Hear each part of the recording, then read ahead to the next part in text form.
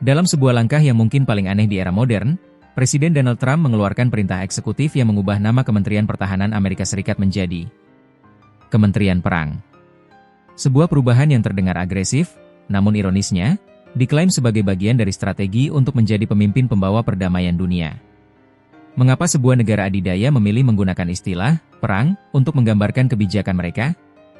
Dan apakah ini hanya sekadar perubahan nama, ataukah sinyal dari sebuah perubahan fundamental dalam kebijakan luar negeri AS?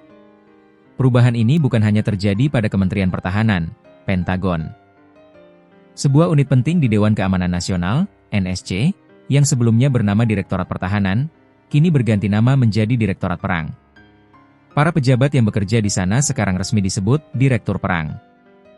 Seorang pejabat Gedung Putih mengonfirmasi perubahan ini dengan komentar singkat yang juga ironis, "War."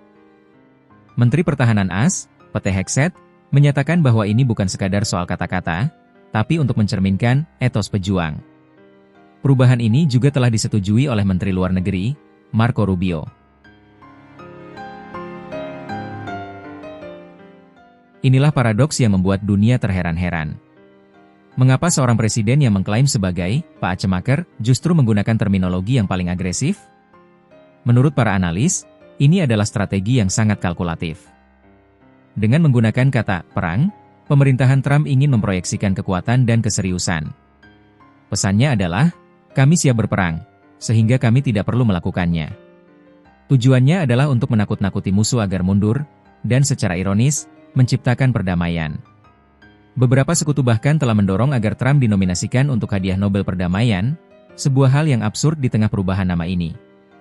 Perubahan ini juga menelan biaya besar. Butuh jutaan dolar untuk memperbarui semua dokumen resmi di seluruh dunia.